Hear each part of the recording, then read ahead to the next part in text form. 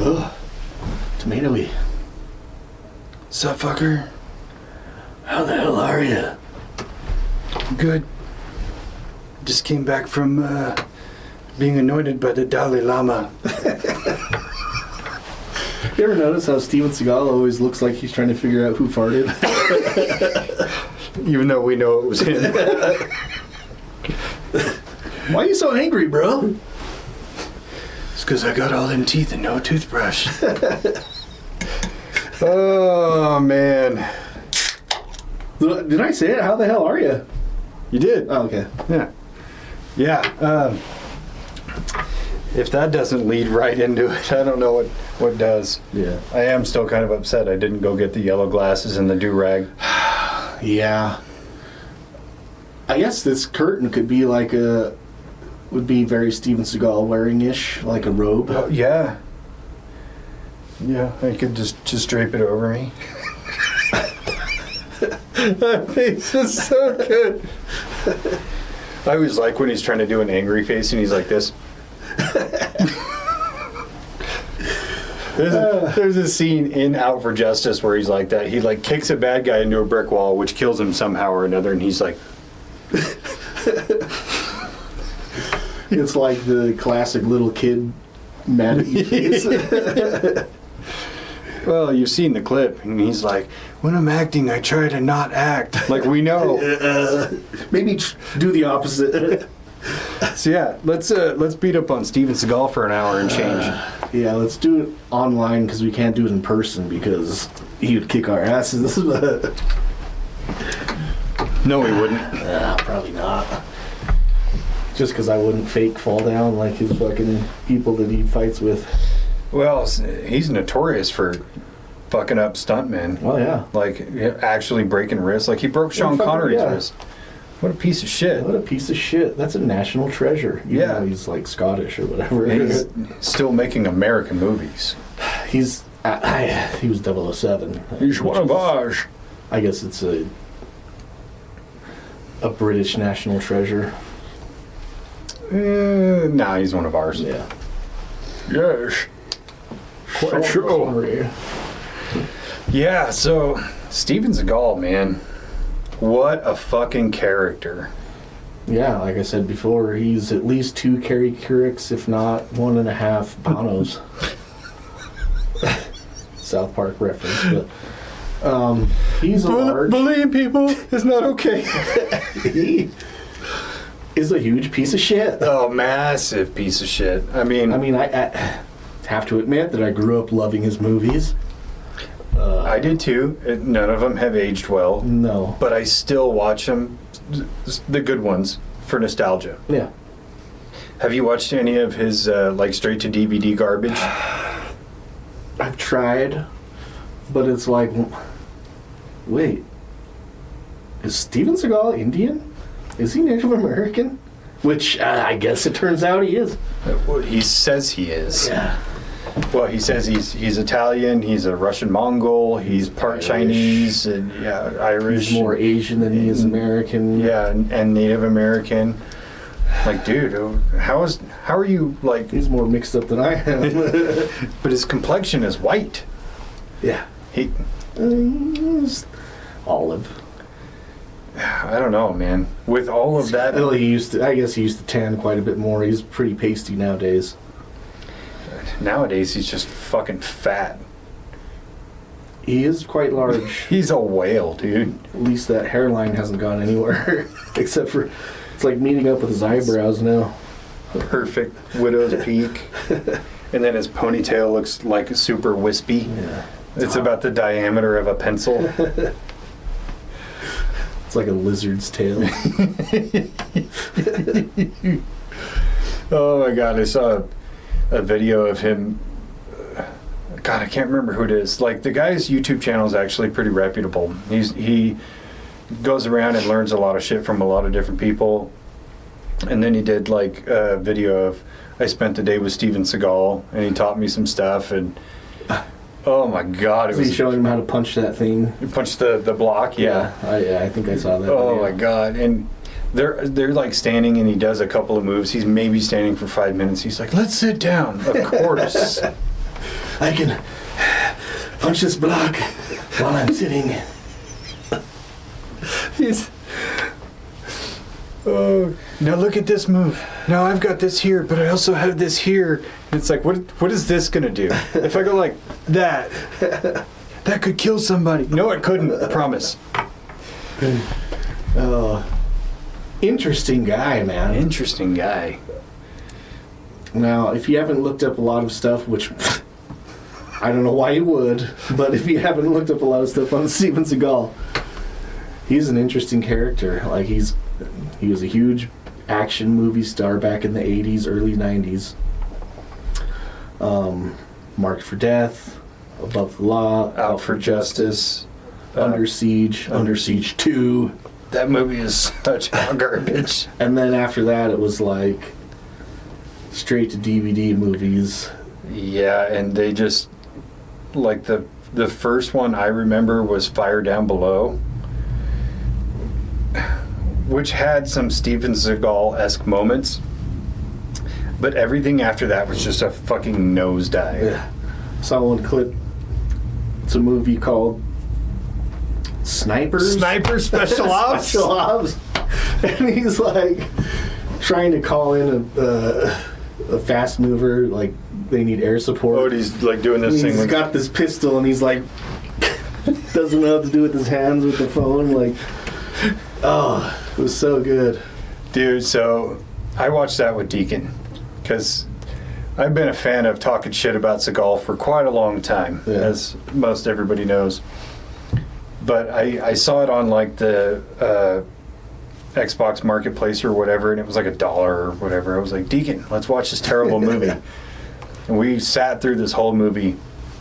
The cover of it shows Steven Seagal in a full tack loadout, and it's very clearly airbrushed because when you see him in the movie, you're like, he's way bigger than the cover.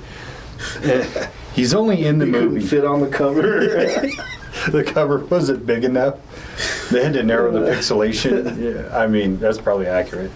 But he's only in the movie for like 5 minutes total. Really? Oh, yeah. The rest of the movie is about all these other like not good actors and a plot line that makes very little sense. But yeah, he's in it in like the beginning where he's on a rooftop. Like he does like one sniper scene with an actual sniper rifle, with a bolt action rifle. And then he's on a rooftop and he has like an M4, and he's just, the way he holds a gun is atrocious too. It's not even in his shoulder pocket. He's just kind of like lazily moving it like this, just like he always does. But yeah, he's in that scene, and then he's in that scene you were talking about where he like calls in. He's sitting at a table, and then he leaves to go make the call, and then you don't see him again till the end of the movie, where again he's on a rooftop with an M4. Is all the running done? I never use a stunt double except for walking, running, fighting, talking. Oh, and somebody to dub my voice. But yeah, and then at the end, this line will forever stick with me. One of the characters in the movie is a reporter, and like the big final action set piece is over. Steven Seagal comes fucking waddling out of this building. None of his tack gear fits at all. Like his molly's not on. It's atrocious. But she goes, "Oh, hey, you're so and so. Are you really as good as they all say you are?" And he's like, "Every once in a while." It's so bad. That's a fucking line. That's a one-liner, dude. Every once in a while. Every once in a while. It's just like that. Like he got exhausted taking off his glasses. That's one of those movie reviews that I'm going to force other people to watch. Maybe we'll have to do that in our series of movie reviews. It's pure comedy fuel. Yeah. Yeah, no, he did have some dope movies, though. Yeah. I mean, was Above the Law was first. Yeah. Nico Toscani. Yeah, and then I think Out for Justice, Above the Law. What's the one with the Jamaicans? That's Marked for Death. Marked for Death. Oh, I want to say it was Above the Law and then Hard to Kill. Well. Yeah, even when I was a little kid, like, okay, so he comes out totally different thing. Like there's martial art movies, like kung fu, karate movies. Mid 80s and late 80s for people that are young enough that don't know about this shit was like karate and kung fu action stars fucking everywhere. Well, it was either you were like a big muscle bound dude and that was like your go-to trick, or you had the kind of Van Damme, Jeff Speakman kind of people that had, you know, like the kicks and things like that. They were much more martial arts focused. Yeah. So like, kung fu was such a big thing that it was like, there's movies like The Last Dragon, where it's like hip hop and kung fu, breakdancing and kung fu. It was a large part of pop culture, like Bruce Lee and Chuck Norris movies, the ninja movies like American Ninja movies. Michael Dudikoff? Yeah. Billy Blanks was doing fucking kung fu. Oh my god, CB 2000? Yeah. Or was that it? Something like that. What was it called? Black Hawk? No, Black. Anyways, kung fu was all the rage, and so Steven Seagal comes on the scene, and we're used to these, karate style movies, and he's doing something totally different. Yeah.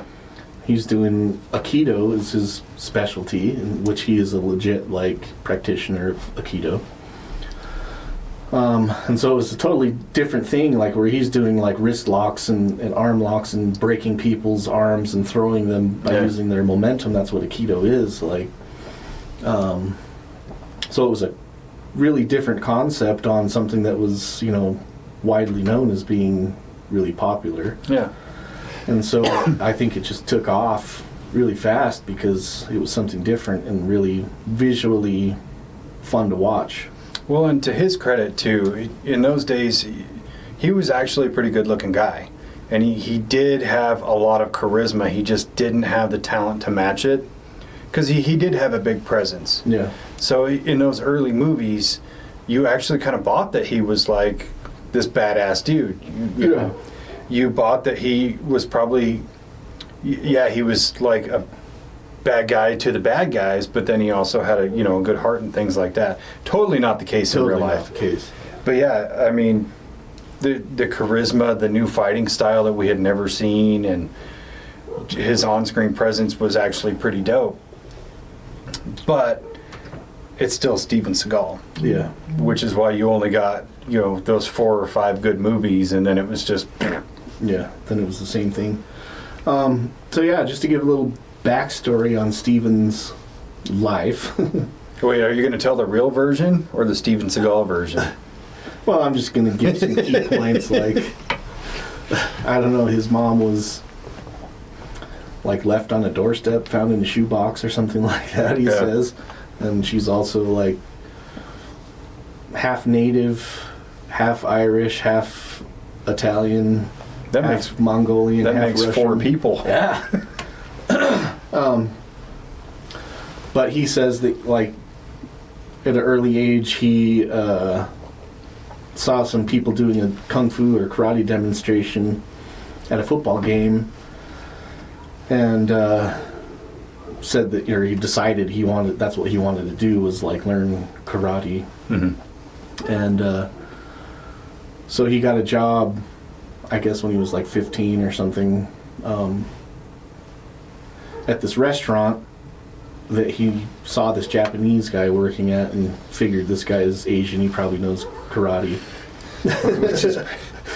Which is pretty racist. Yeah. And so turns out this guy did know karate. He just got lucky. Yeah. And so he asked him, you're Asian. Do you know karate? You're Asian. So he asked this guy if he knows karate, and he says yes. And so he asked him to teach him karate. So he has him start punching this wooden block, kind of you see in all the kung fu movies where part of your training is carrying buckets of water and punching a wooden block and shit. Same thing, character arc of Steven Seagal's actual story. Allegedly. Allegedly. And so, like, he does this for a couple years and starts kind of studying karate, and decides he wants to kind of go into, like, deeper into Japanese culture and learn, like, the mystic arts of, like, acupuncture and massage and all these other things that go along with the kind of Buddhist philosophies and karate and shit like that. Which really helped him out later with all the young starlets. Yeah. So he moves to Japan when he's 17 and starts to study Aikido. And then it just blossoms from there. He actually becomes like a sensei, a legit sensei, and is teaching in one of the schools. I think he was one of the first Americans to teach Aikido in Japan. Yeah, so there was two fallacies that he tells, and one is that, and I don't know the guy's name, but he studied under like the creator of Aikido, or that specific like brand of Aikido, which can't be because the guy had died like 2 years prior to Steven Seagal moving there, so that can't be. Maybe he met him on the spiritual realm. It was in the spiritual realm. This is my fighting pose. But then the other one is he said he doggy paddle style. God. I'm not going to lose my train of thought. He says he ran his own dojo. It wasn't his dojo. He was married to a woman. Her father owned the dojo. But yes, he was the first American to teach Aikido in Japan. He was a very affluent student. He was very good at it. Seems like to me the fucking guy was throwing his fucking son-in-law a bone because he was married to his daughter. Like, fuck, do something. You jobless fuck. But yeah, from there he told all these wild stories about his time as the Aikido master in Japan. Like, the Yakuza came in and they wanted to fight to the death, so I had to kill like 9 of them with one hand. You know, just stupid shit like that. Or like this story about the dojo burning down, but there was a dog and the dog disappeared. Like, outlandish, stupid bullshit. So I saved the fire from the dog. So I saved the dojo, and then I fed the dog. But yeah, so he ended up returning to the States, got married to another woman, didn't get divorced. No, yeah. Or annulled. So he fucking, like... He had 2 kids with that. Yeah, so he had 2 kids with the Japanese lady, and then, like, had her clear out her life savings so that he could come back to the States. So he, like, took all of her money. Yep. Came back to the States and opened a Aikido school here in Los Angeles and started becoming like a fight choreographer, like training people in the movies how to fight. Yeah, because like we were saying, he was teaching Sean Connery some moves, ended up breaking his wrist, but it was for the last Bond movie he did, so you're talking in the 70s. Yeah. And then while he came back to the States, married another gal, had a couple more kids with her, keep in mind, without divorcing his Japanese wife. So, and this is all unbeknownst to her. He just left her and then just never really... Yeah, she thinks he's like... Did anything. Prepping a home and everything for her to come over. Didn't happen. Spoiler alert. But yeah, pretty soon he ends up meeting a very influential man in Hollywood space, Michael Ovitz, who is like this legendary producer guy. Now, as the story goes from the Michael Ovitz side, is he made a bet that he can make anybody a star. And whoever it was that he made a bet with was like, no way. And they bet some lucrative sum of money, like $1 million or whatever. And he's like, all right, that guy pointed to Steven Seagal, was like, I can make him a star. Puts him in a movie. Guess what? Michael Ovitz wins because now Steven Seagal's a major star. And then he does Hard to Kill with Kelly LeBrock, does the same thing to his current wife that he did to his first wife, just gets married to Kelly LeBrock. No divorce, no annulment. no, hey, I'm leaving. Just like, oh, shit, I'm married. Sorry. Yeah. Like, terrible move. So this guy's got like 6 or 7 kids now. Yeah. Something like that. Yeah. Which, I don't know what kind of voodoo you have to marry Kelly LeBrock, but holy Especially shit. back then, it was like... Prime? Wowzers. I know the ancient art of acupuncture. Let me put something in you real quick. Let me acupuncture that pussy. You can imagine him even saying that and not even be like, think twice. You're like, oh yeah, I bet he says it. Yeah, if you don't know who Kelly LeBlanc is, she's the girl from Weird Science. Lisa from Weird Science. Yeah, very attractive woman, especially back in the late 80s, early 90s. Yeah, she was responsible for like pushing a lot of boys into puberty around 1987. Mm-hmm. Mm-hmm. Lots. Mm-hmm. So yeah, he becomes a big movie star, and at that time he's like making all these movies where they're action movies where he's like doing aikido, and he starts having a reputation of like being a super fucking asshole, especially to like the stunt crew and like people who are on the sets of these movies that he's working on. Mm-hmm. Injuring people all the time. Like there's one movie where he like kicks this guy. He's supposed to like kick him, and he hits this.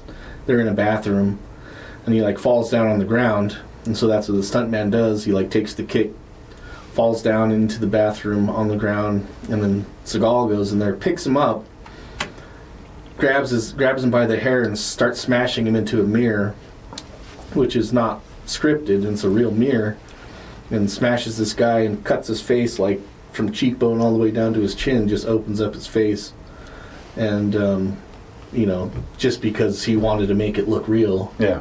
And it's like, you were fucking assaulting him for reals. Yeah.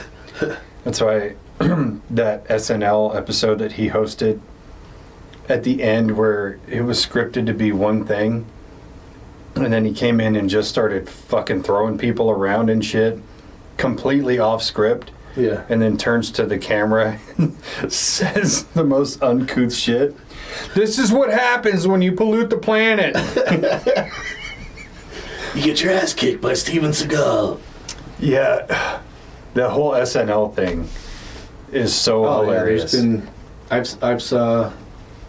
So Dana Carvey,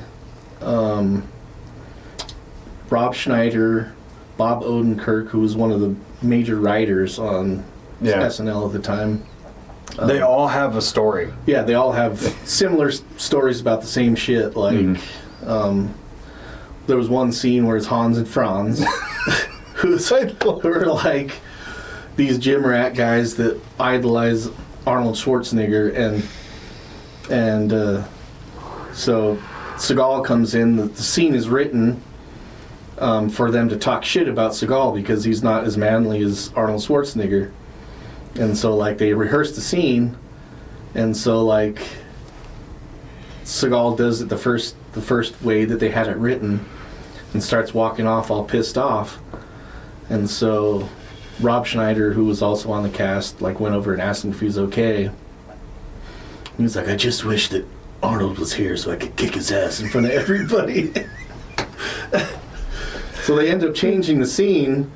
Instead of being like, Arnold is, you're not as cool as Arnold, to making it that nobody is as cool as Arnold except for Steven Seagal is the toughest man in the world. I just couldn't imagine walking in on Steven Seagal, this fucking giant man, because he's like 6'4", and just sitting there pouting, just like...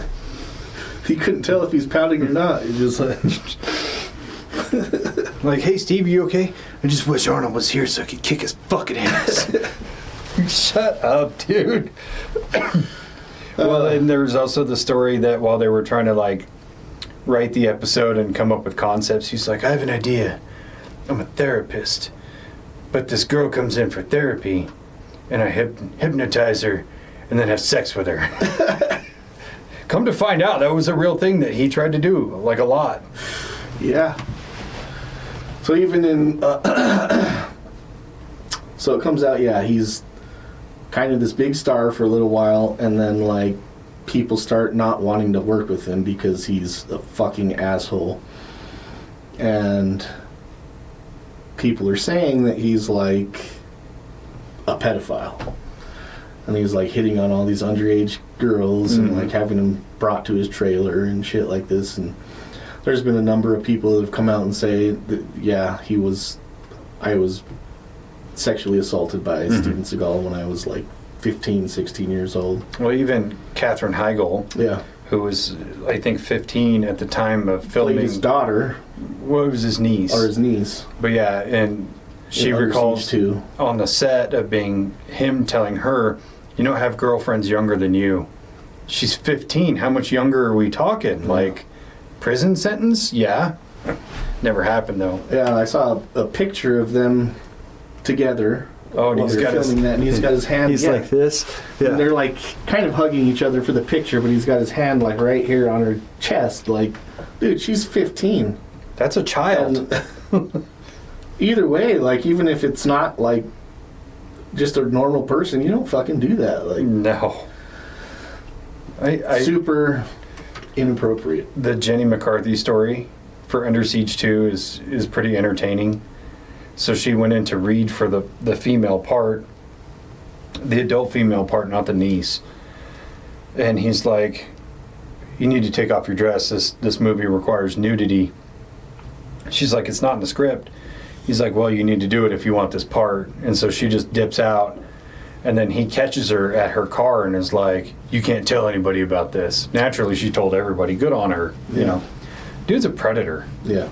Did you ever see that clip? I don't know what news channel it was, where they're doing like a remote interview, and the first thing the lady asks him is like, you know, how do you respond to all these allegations of sexual abuse? And he just takes off his earpiece and fucks off. Oh yeah. And it's like, that's a sign of guilt right there. Because if I was being accused of it, I would wholeheartedly stand up for my character. But if I was guilty, I'd probably try to leave in shame too. Oh shit. Oh, I gotta go. my bad. I planned this for China time, and I'm actually in Russia, so I gotta dip. Yeah. So yeah, that's what's happened. He got all these charges kind of, well, the story doesn't end there. No. In his career. So like people stopped working with him, whatever. And so like one of the guys that he was making the movies with, one of the producers, so he started a production company, Lasso and something, with this guy who has ties to like the mob. Yeah, because they were funding the movies. Yeah, so the mob is actually funding the movies, and so he like starts becoming less famous, and so like he's like, okay, I'm going on the spiritual journey. I need to get my chakras correct or whatever. And so like he takes a sabbatical kind of thing, becomes like a guru, a Dalai Lama person. The Dalai Lama, in all of his infinite wisdom, decided to make me a deity. Yeah. That wasn't even a Seagal impression. That was Rob Schneider doing a Seagal impression. Yeah, that was good. But that's actually what he has said. So he becomes his deity and says he doesn't want to make these violent movies anymore. And the mob is like, yeah, fucking right. And he's under contract. He's under contract, and so like he has a meeting with the mob, and there's an interview with what's his name, Whitey, that mobster. Oh no, it was Sammy the Bull. Oh, yeah. And oh my god. So he says that he was like, so I don't know. He ends up like testifying against the mob after this whole thing. Yeah. But, like the mob tells him that they owe the mob like a certain amount of money, and so he pays the mob. He ends up paying this ransom money for like how much money he owes them or whatever. And so the CIA gets involved, or the FBI, one of these things that he's actually claimed to like work with the CIA also. Oh my God. CIA operative. That slipped my mind for a second. I forgot about that whole thing. So he gets summoned to court. He has to testify in court against the mob, like they're about racketeering and shit like this, and so he turns state witness or whatever it is, and the mobsters are laughing at him because they said at the trial he was holding onto a blanket like a little kid. Like he brings this blanket and holds onto it. It's like his safety blanket or whatever. Not big tough Steven. Yeah. And so the mobsters are all making fun of him because he was holding onto this blanket. But well, not just that. It's alleged that multiple FBI agents were having to console him because he was sobbing so hard right before he went out on the stand. Just imagine big old fat fuck Steven Seagal holding his blankie. Some poor FBI agent is like, fuck. It's okay, buddy. Come here. Papa's got you. You're going to be all right. So where does that leave us? Let's go back to the CIA stuff. So he's made some pretty wild allegations about his history of working for the CIA. At first, it was kind of like in a training capacity to teach agents some hand-to-hand skills. And then it became this wild, over-bloated story where he was a CIA assassin, and at one point he defused a nuclear weapon. That's on the website. I've seen him do it. I know he can do it. Yeah, I'm sure I've seen it in a movie. He sat down in a chair and was like, hand me those wire clippers, yeah. Oh, the blue wire or the red wire. Fuck it, I'll call him both. Quickly! I've been defusing bombs for like 92 years, so I know what I'm doing. Yeah. Claims he did a lot of special forces work. Oh, he also played blues with B.B. King. He did play blues with B.B. King when he was 10, and he was the only white boy they ever let in the band, even though he claims that happened like 10 years before he was born, so that's cool. He claims that he knew Bruce Lee personally, but then he also claims he didn't know Bruce Lee, but he's also said that Brandon Lee, Bruce Lee's son, and his son were buddies, even though they're born roughly 10 years apart. I don't know how the math works. Wasn't he also a sniper in the military? Yeah, a sniper. In Vietnam. In Vietnam, which at some point you got to like actually watch the plots of his movies and go, dude, he's just literally taking that from the movie. Yeah. Especially when he makes these claims after those movies come out. And you're just like, bro, what kind of fantasy land are you living in? But yeah, this huge storied career that's all complete horseshit. Yeah. And going as far as to say it on like talk shows, like Arsenio Hall and shit at the time, saying that he did all these things, and it's like people have talked to people in the CIA and they've looked into it and they're like, yeah, he's got no affiliation. To which she goes, yeah, it was, it's like Blackwater work. There's no records. Like, of course there's not. Yeah. Because you've never lied about anything. Well, and then he had a career of pretty much training all of the UFC champions. Leo Machida. He taught Anderson Silva that kick.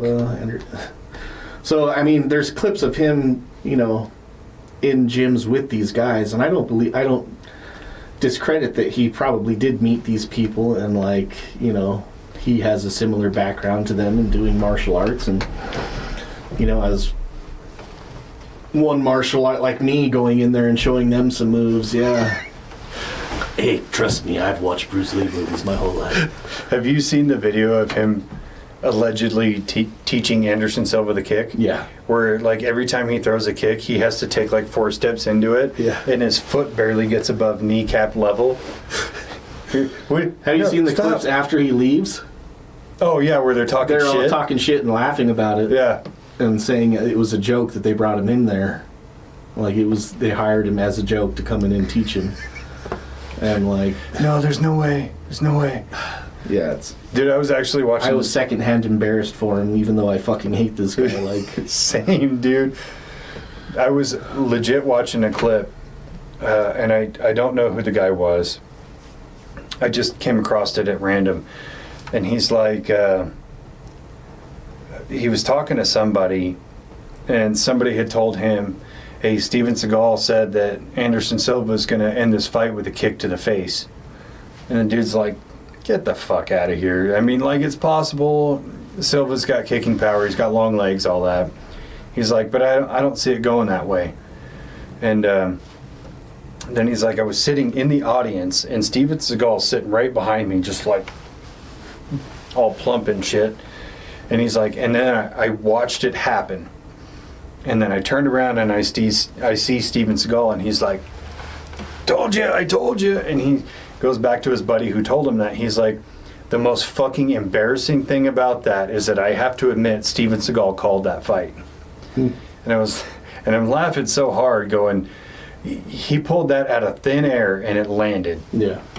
It's like the last time he got that lucky, he was in his first movie. Yeah, he has a real...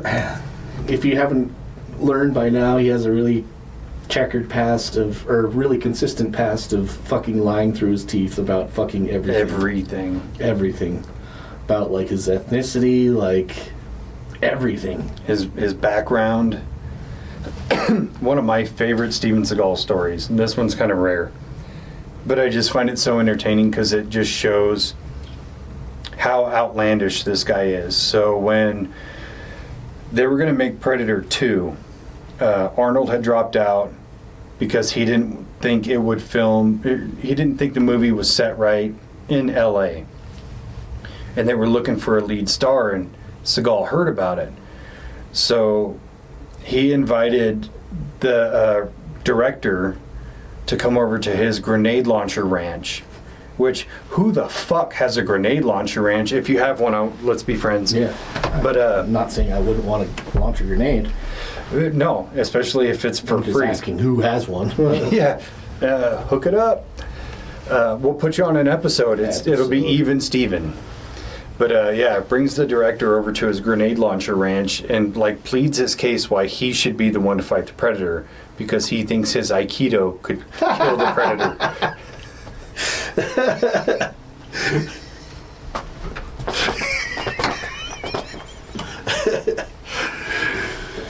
Plasma caster right to the face. Fucking wrist lock that Predator into submission. What the hell are you? So he gets passed up for Danny Glover? Yeah. That's tight. Way better choice. Yeah, that's fucking tight. That's super tight. I mean, he was getting too old for this shit in fucking Lethal Weapon. Which was really only a few years earlier, and he was only 40 when he was in Lethal Weapon. Yeah. But Steven Seagal, by the time Predator 2 came out, would have been around 40 as well. But that would have been a whole different movie. You know what he should be in? Come to think of it, Steven Seagal would be a great cast member in Swamp Cops. Perfect segue. Same city. Divulge onto us about Steven Seagal's history as a lawman. So, he decided, I think that, really honestly, I think that he was like, fuck Chuck Norris, this fucking piece of shit, fake ass martial artist. And seeing Chuck Norris's like success with Walker, Texas Ranger, it's like, I'm gonna do that for reals. So he becomes deputized, or they just give him an honorary badge.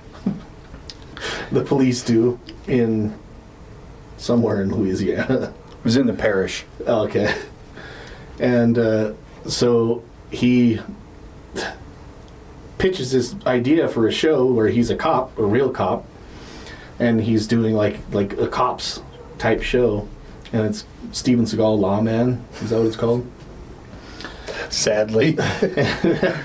has one season and then a couple episodes of the second season, where like I think in the first episode of the second season, they end up getting this call for a guy who's allegedly raising chickens for cockfighting. Oh, yeah. So I can't remember the exact count. Like, I've watched a couple of the actual episodes, but I watch videos from Red Eye Reviews on YouTube where they break down and talk shit about it, you know, not unlike what we're doing here. But I think there's a couple of seasons of it in Louisiana, and then another season that takes place in Maricopa County. Oh, okay. And that's where the cockfighting thing happens. Anyway, continue. Anyways, that show, if you haven't seen that, is a hoot. It's like Cops, but Steven Seagal. As most of the show scenes that I've seen him in is just talking inside of a cop car. That's 90% of the show, or him lecturing poor ethnicity people on how to be better people. It's funny how his dialect changes. Oh, dude, his accent is totally just like whoever he's talking to, that's how it changes to. Yeah. What's up, cuh? You see that interview where he's like talking to a reporter and he's like, what's the word? How do you say it in English? Like, what the fuck? Like, dude, you're from Lansing, Michigan, okay? We know you know how to speak English. But yeah, anyways. That's some super try-hard shit right there. They get a call for this guy who's allegedly raising chickens for cockfighting. And so, you know, to make the action-packed sequence that they wanted to do, they get this fucking armored vehicle and drive through this guy's front gate to go arrest this guy for raising chickens for cockfighting, because he doesn't have any tolerance for people who hurt animals. Steven Seagal doesn't.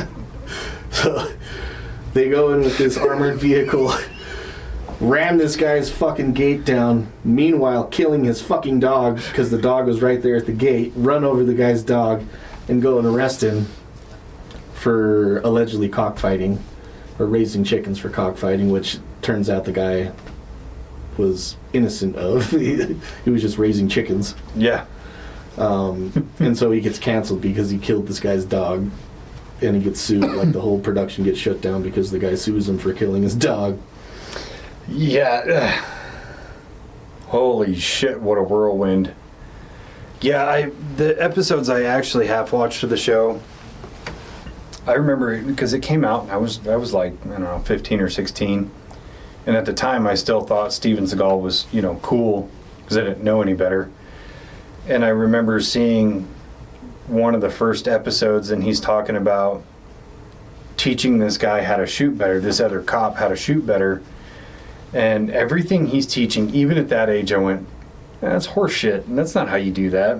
He's like, what I do is I put my trigger finger on the trigger and my other finger over that, and I push away with my trigger finger and I pull in with my other finger. Nobody does that.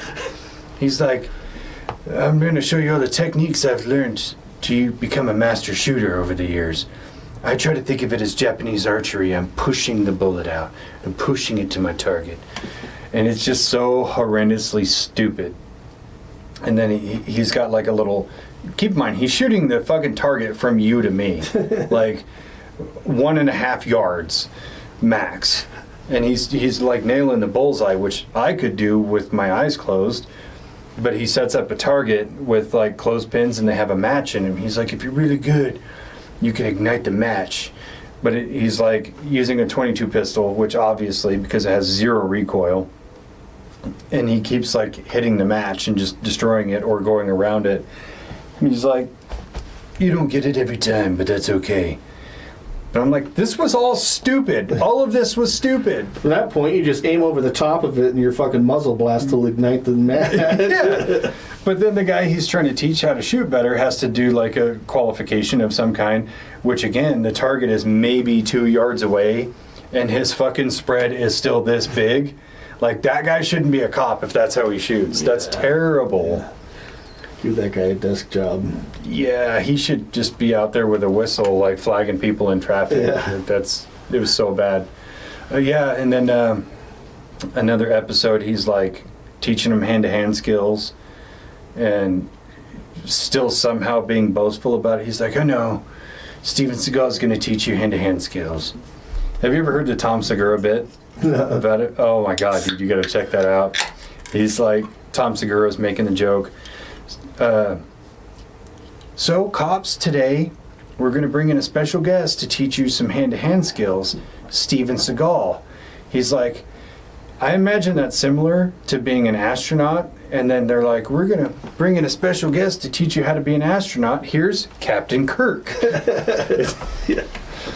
And then he goes on to make the joke about Steven Seagal has the most annoying trait of any human being, which is where he thinks he knows everything about everything. And he's like, a helicopter passes by, and he's like, that's a Skippy. And they're like, how do you know that? He's like, I've been flying helicopters for like 47 years. The whole bit is so fucking good and 10,000% accurate. Yeah, thought you were going to say the worst human trait is fucking being a pedophile. Well, I mean, he is a sick fuck, but Yeah. I don't think Tom Segura maybe didn't know that at the time, he definitely would have thrown that in the bit.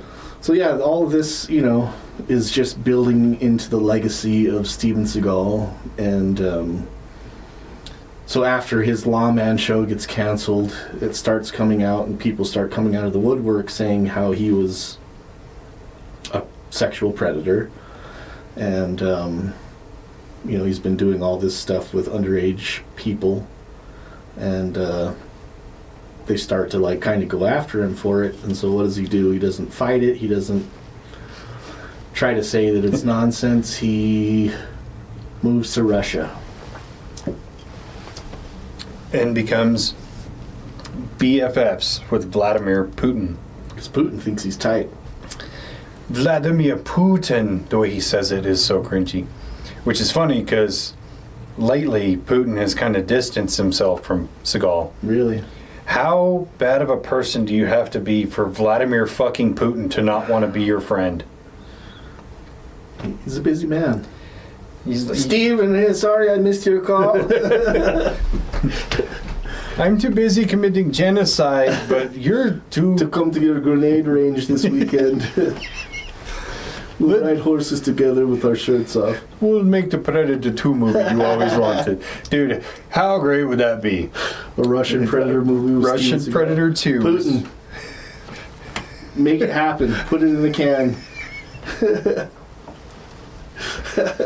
I'm sorry, I gotta write this down. I don't want to lose this moment. Yeah, I mean, you got all the fucking... That would be a great movie, dude. I haven't seen a lot of Russian films, but I can't believe they're any better than Predator 4, starring Steven Seagal, set in Russia. Yeah, like 70-year-old, 500-pound Steven Seagal. Yeah. He could still totally fuck that Predator up. Dude. He'd fucking, like, stab him with his fucking... with his widow's peak. It'd be like... Do you remember the scene in Superman 2 with Christopher Reeve when he like ripped the S off of his chest and then covered the other Kryptonians? It's like this. Blinds him with the magic marker streak across Predator's face. I love that story from Tom Arnold because they were in Exit Wounds together, filming on a boathouse, and Seagal was famous for not wanting to rehearse. Like, let's just shoot it. So he films this scene, goes to walk out a door, and Tom Arnold was like, the door went right to outside, walked right out the door, fell right into the ocean, got up, went back into the boathouse, and like all of his magic marker was leaking down his face. Because he did that first movie, he was 36.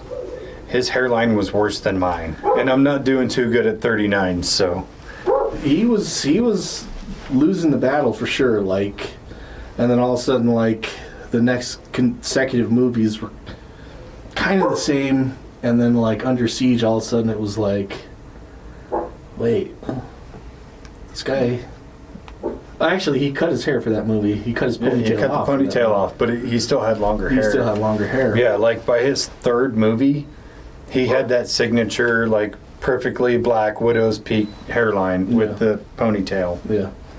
Which was very odd looking. Still is. Especially now he has that, like, jet black goatee that's just like... The donut goatee? Yeah. A perfect circle. Well, it kind of became a trope in his later movies, and I only know this from watching, the videos that I watch where they just talk mad shit on him. Yeah. Where he does the signature goatee wipe, like this all the time. You ever see the Mad TV bits where Will Sasso? Oh my God. Steven Seagal. Fucking perfect, dude. The wire work. Yeah. All right, we're gonna bring in the wire guys. No. I'm doing that jump for real, because I know I can do it. And there's like 100 takes of him just falling. Yeah.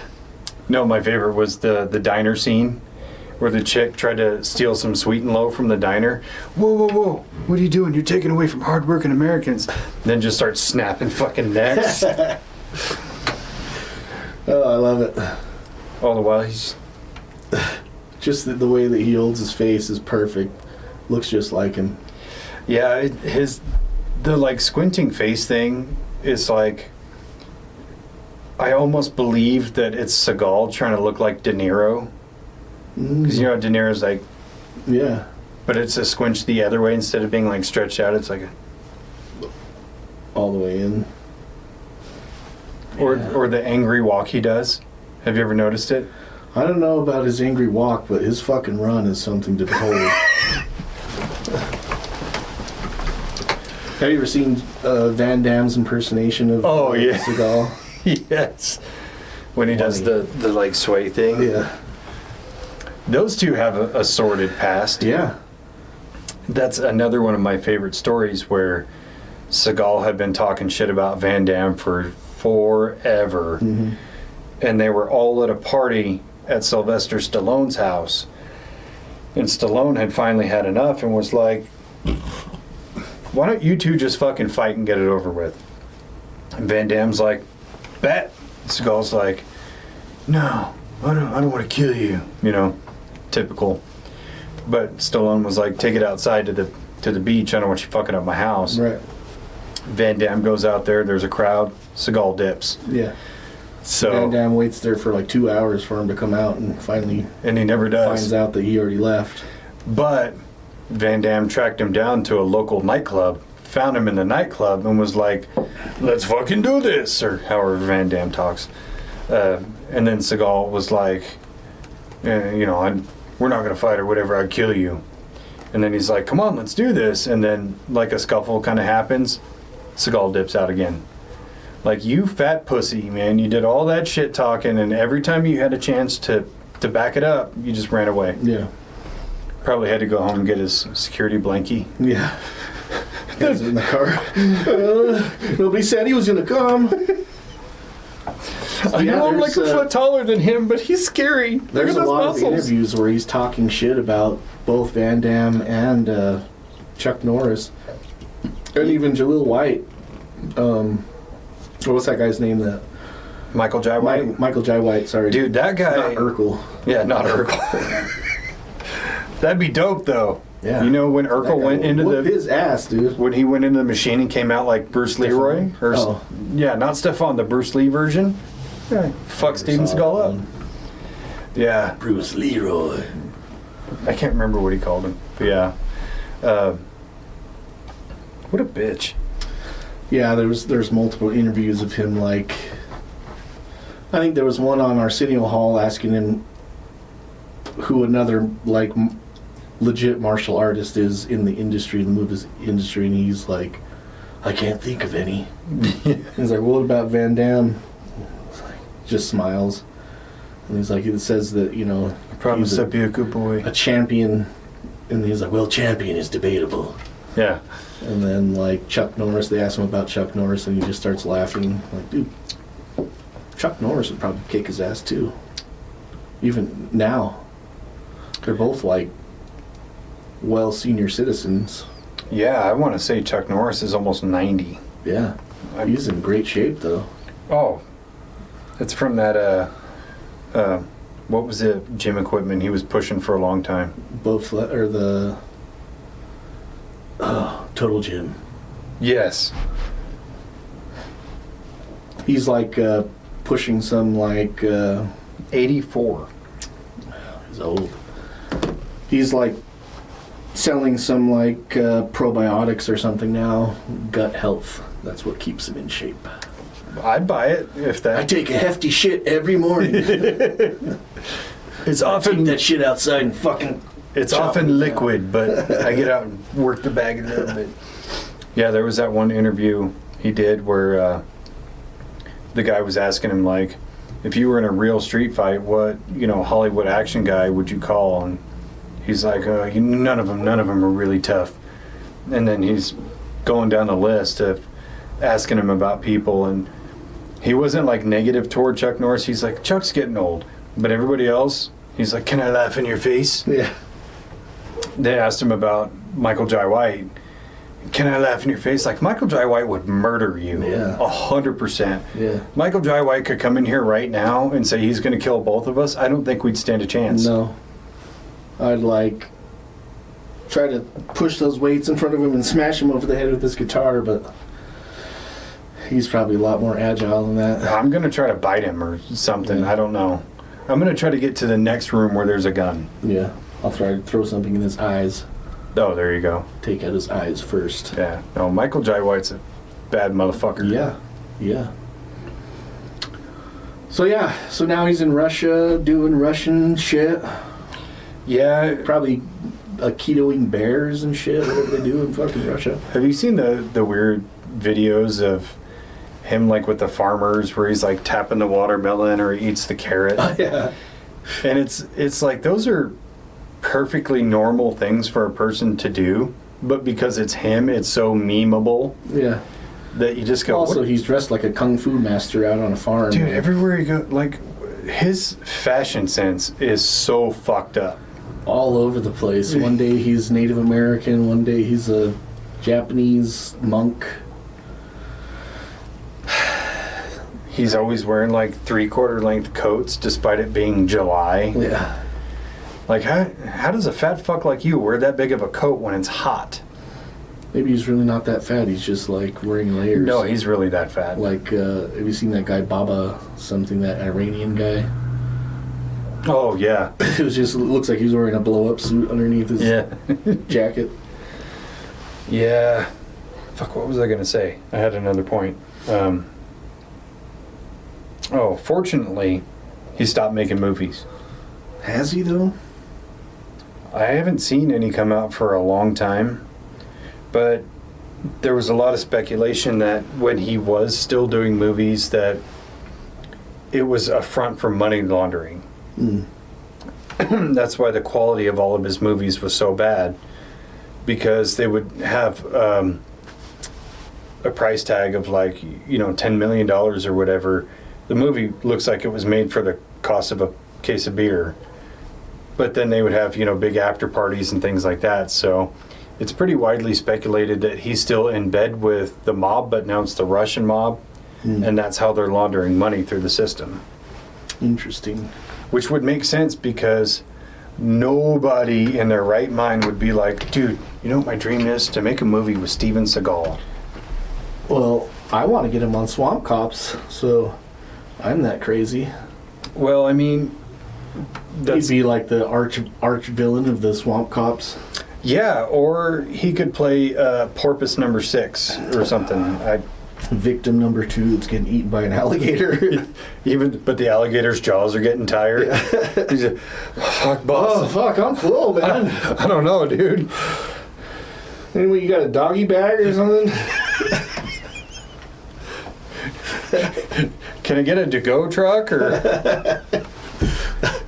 to-go flatbed or something? He's enormous. Yeah. Well, and you started seeing the real, like, true decline of him when he started filming all of his fight scenes while he's sitting down. They're just using one hand to fucking doggy paddle. Even some of his like actual kung fu demonstrations or aikido demonstrations, it's like typical Bullshido Oh, huge films, you know, where it's like they come running at him and he just like does a move and then they flip and fly away. But he's like, make sure you do the same move because I'm only going to do one move. Yeah. And if you hit me, I'll kill you. Now there's one where he's being attacked by like 4 guys and he's just throwing them all over the place. One guy ends up behind him and like comes up from behind him and then like stands there and waits for him. And then like as though he's waiting on a cue. Yeah. And then Seagal turns around, then he puts his hands out and then he grabs him and throws him. Like, dude. It's so fucking dumb. It's like those masters that like use their chi energy to throw somebody across the room. Oh my god, dude. I love those Bullshido videos. I've been practicing Bullshido my whole life. I would never advertise it the way that those guys do. No, I wouldn't say that I'm a master, but I've been practicing. Like, what's the one guy? Well, his tongue was probably in the wrong place in his mouth, and they would just cancel out all the chi. Yeah. Or he was crinkling his toes or whatever. Like, shut the fuck up, dude. Saw one video of the guy saying that he was going to beat this guy up and without using his hands or anything, and he's like standing there, and the guy comes up and just fucking punches him right in the face. Bang! Oh, time out. I also love it when those like kung fu monks think that they can take on MMA fighters and they just get their shit rocked. You're like, secondhand embarrassed. That's rough. There was one monk that would do that, or like he was like a Shaolin monk that was like fighting in, I don't know if it was pride fighting or whatever, and he would dress like a Shaolin monk, and he fought pretty good for a while, and then there was one fight where like part of his style was he wouldn't block, and so they would just fucking rail him with punches and kicks, and he would take him pretty well. Mm-hmm. And there's one where he just gets fucking the shit knocked out of him because he wasn't like blocking. Like, yeah, someone's gonna catch you with the right fucking punch and you're gonna go down. They're just gonna tap that button and you're out. Yep. You know, and I feel like obviously there's a lot of the Bullshido artists that, you know, using their chi and all that, but it's like I feel more bad for the people who follow them. Like, what is it that you're missing in your life that you looked at that and went, that's me? Yeah. It's sad. Yeah. Like, you know what? I'm going to dedicate my life to running at this guy and then last second pretend I'm like having an aneurysm. It's so tough. Or they just like fall on the ground and start flopping like a fish and shit. What are you doing? Is that like, I don't know, are they using some kind of hypnosis on these people that make them believe that they're actually untouchable? Like, you can't touch me. I told you. Told you. That was powerful. Yeah. It's almost like I did that to preserve your ego. Don't tell me that. Just let me believe that my Bullshido is intact. Or like the one dude way back when who had telekinesis, but he could only move like a page in a phone book. Yeah. Do you have to do that with your breath? And then you come to find out he was a pedophile. Yeah, he deserved it. But yeah, Seagal. What was your favorite Seagal movie? I have to say Under Siege, dude. Number 1. I think that was definitely his best movie, for sure. But I enjoyed Mark for Death. Mark for Death was a good movie.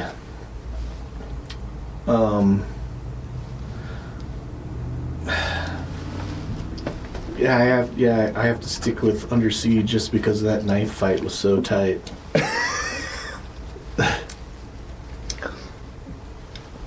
Did you ever watch and the cake scene was pretty tight. The cake scene is special. Yeah. I mean, I was at the right age where it was like, this movie has everything that I like. You know, I wasn't quite there, but I was getting there. The scene that really put me over the edge was Jamie Lee Curtis in True Lies. That scene by itself threw me into puberty. Yeah, I think I was already past puberty, but maybe look at Jamie Lee Curtis in a whole different light. Like, yeah. oh shit. Yeah. Wait, what? Even though I think that it was a body double for a lot of that. No, I think it was her. Mm. Like tall, lanky, kind of. I don't know. I shouldn't wax poetic on that because I'm going to wax later. Wax in real time. No, yeah, it's funny. I was getting Scott to watch Under Siege the other day, and we're watching it in a break room, and that scene pops up, and he's like looking at the door, make sure nobody comes in. Like, I don't care. If somebody walks in and they don't enjoy that, that's a bigger problem. Oh, she was so hot. No, Marked for Death was cool. Yeah. Because it was like a different villain. Up until then, I think most of the villains in most action movies were Russians. Mm-hmm. So now that it was Jamaicans, it was kind of a different frontier. And like, that was when Seagal still had kind of his swagger. The one scene that I remember that still pisses me off from that movie was he had this really cool custom 1911. Like, wicked cool. Like, big compensator on the end, cool furniture, extended magazine, all that. And they're doing like the car chase scene, shootout, and then it ends in the jewelry store, and they're still shooting, which he's doing typical like movie stuff where he hides around the corner, pops out, fires a few rounds at nothing, and keeps doing it. The gun goes empty, and he just throws it down and pulls out another one just like it. And it was, no! I've got another. You see this special $5,000 handgun? I have a second one. I know magazines are cheaper, but this is way cooler. Yeah. Keith David was in that movie, and he's awesome. He's kind of relegated to the voice of the president on Rick and Morty now, but he's always been cool. Yeah. Yeah, and then, you know, his first movies were cool and they were fun too, but when you watch them now, they look silly. Especially when he runs. There's quite a few fucking running scenes. I don't know why they put him in running scenes so often. Like, he looks like the biggest fucking pussy when he's running. I'm not going to say that I look like the hero when I run, but like... You're not in a movie doing it. I'm not in a movie doing it. Yeah, I remember seeing it as a kid and going, what is he doing? Yeah. Because I run like this, and he runs like this. I remember seeing like a clip from Joe Rogan where he's like, he's just really tall and lanky. Like, no, he's retarded. Yeah. Not good retarded either. Like, you have special mental powers, but... Yeah, like, that's probably the first time he's ever ran. If I had to guess. probably the last time, too. Well, no, because he would run in other movies, but it was like really short. In one of them that he did when he was probably like 60, he ran, but it was the same thing. He wasn't going very fast, I promise, but it was the... I mean, maybe he was just fooling us the whole time. Like, that was just a caricature of like something that he made up, and I don't know, but he's a pedophile. Yeah, he's still a sick fuck. Oh, we got to talk about the Gene LaBelle story. Oh, yeah. You tell it. So, what is it? He's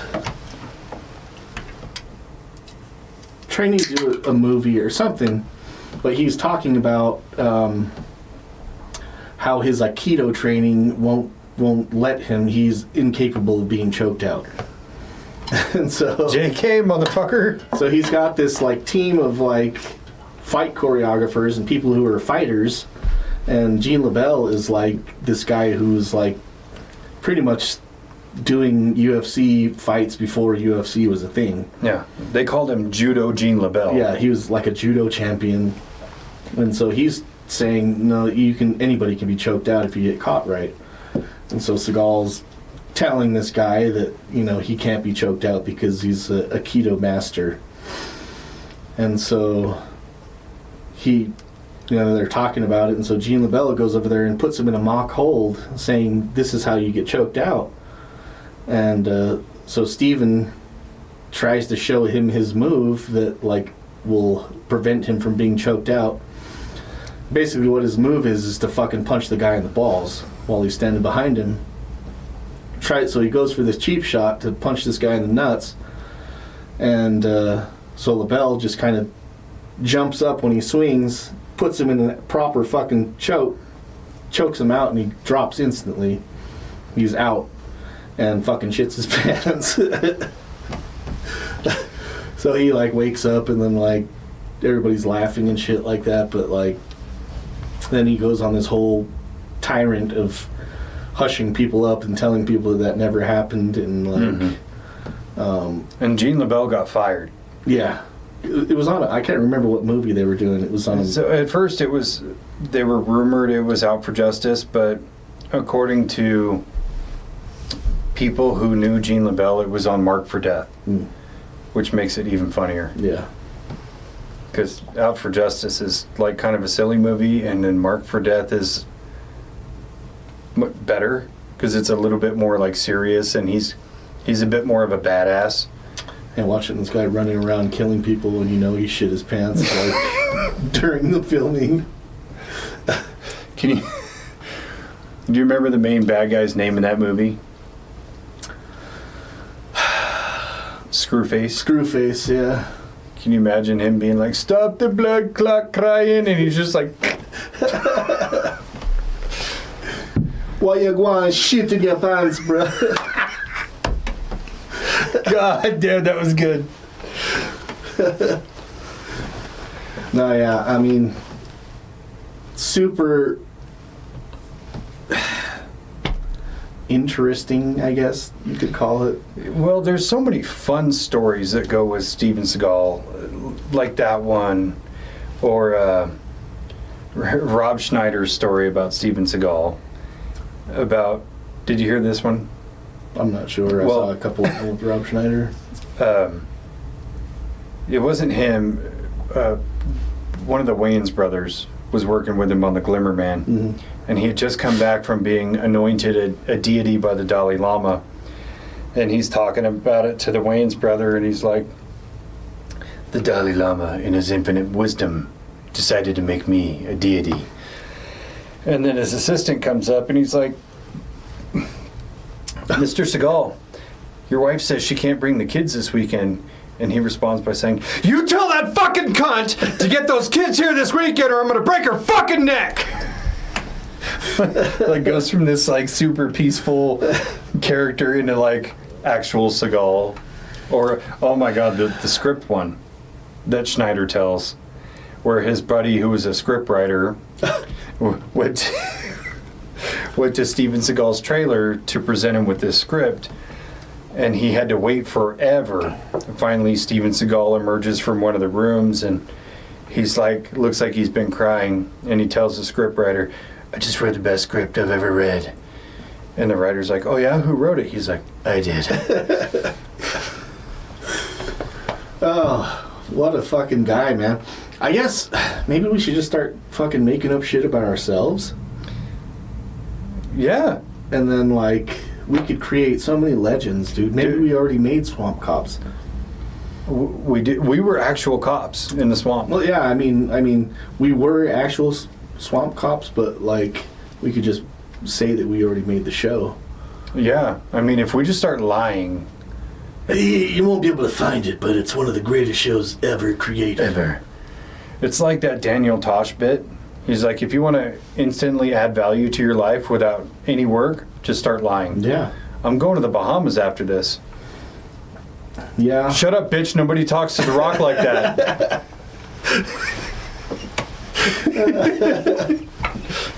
It doesn't matter where you're going.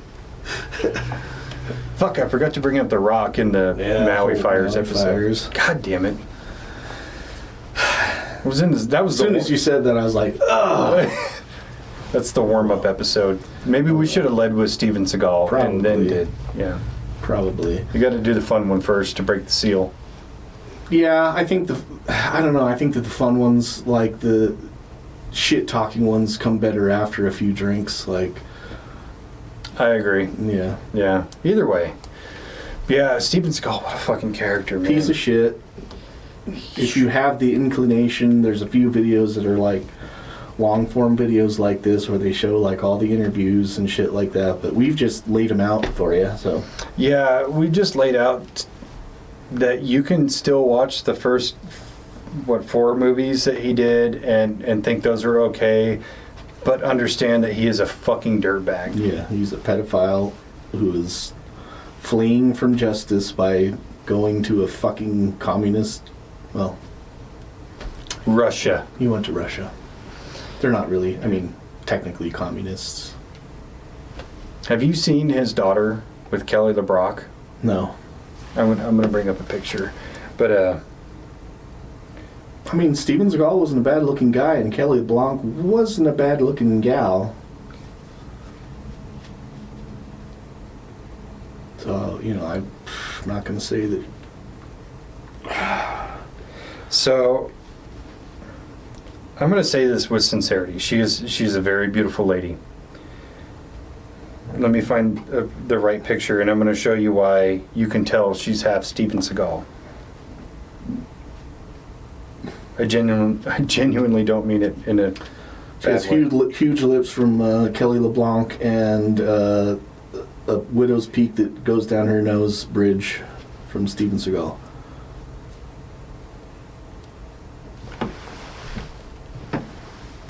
Oh. She's a very pretty lady. She's a very pretty lady, but she's shaped like her dad. Yeah.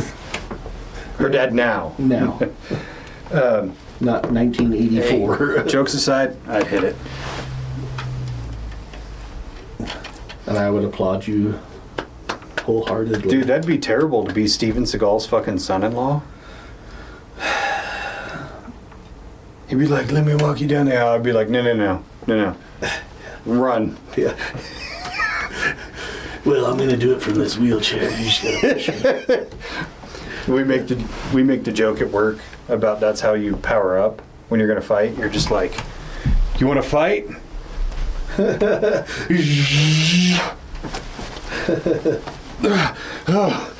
Give me a milkshake. Yeah. We just gotta start wearing like silk robes and shit. Making Yeah, up lies. we'll just make up lies. We'll get fake ponytails. Fake ponytails. I'm down. Yeah, I'm. We should just make a Seagal movie where we're both Seagal. Maybe we could do like younger and older Seagal. No, let's Like do it's- parallel reality. Yeah. Well, like younger Seagal meets older Seagal, and they team up to fucking beat up Chuck Norris and Van Damme. Oh, yes.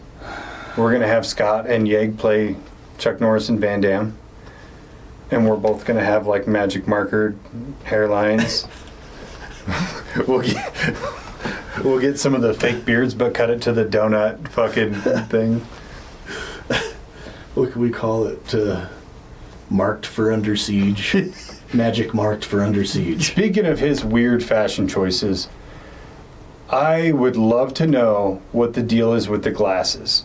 He's always wearing like weird colored safety glasses, it looks like. Yeah. The bandana I get because sometimes you wake up and you just don't want to put your your magic marker. you don't want to put your toupee on. You get half of the magic marker and it runs dry, and you're like, Shit. I gotta stop by CVS on the way home. So yeah, he would do the long bandana. Like what you would see a black dude wearing. a do-rag type But you can't see hair underneath. impression underneath. Mystery. But yeah, the glasses thing just boggles my fucking mind. Yeah, I mean, I get it. As a lawman, you want to wear like yellow tinted glasses because it like improves your vision.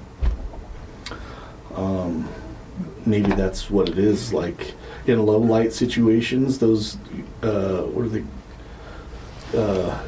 eagle vision or like You must have learned that one in the CIA, because I've known a lot of cops and none of them wear yellow tinted The glasses. blue blockers. The blue blockers. Hey, I wear those. Don't make fun. There's people that wear like certain tinted glasses for better optics. Yeah. Why he needs them, I don't know. But why? I could buy that if he consistently wore the same color. Yeah. But it's a different color every Orange, time. yellow, red, blue. Although he does pull to me, one of the biggest douchebag moves. This is the one move that if I see you, it doesn't matter what I think about you or know about you, but if I see you wearing sunglasses inside, I automatically think you're a fucking idiot. Yeah. And he does it all the time. Yeah, I know there are some people that do that because they're fucking stoned all the time, and so they just wear like tinted glasses because you can't really tell, but That's fair. maybe he's just on so much adrenochrome that like he has to wear the fucking glasses. No, I think he didn't get the adrenochrome. That's why he turned into a fat slob. Okay. So, yeah, we definitely have to do some Seagal movie reviews. Yeah. I think we should start with that, actually. Yeah. Not the older ones, the newer, like the later ones. Yeah, we can go right for the sniper movie. Go right for the throat. I'm down. I'm down. Yeah, Seagal is a terrible person. We all know it. If you don't know it, you know now. Yeah, Sorry to crush everybody's dreams. The only thing I'm sad about is that we didn't dress up as Seagal. I know. Missed opportunity. I know I was going to get a pillow and stuff it up my shirt. I didn't even think about it. I was just so ready to just start bashing on it. Summerween. Summerween. All right, let's pull it. Okay, love you. Bye-bye. Bye.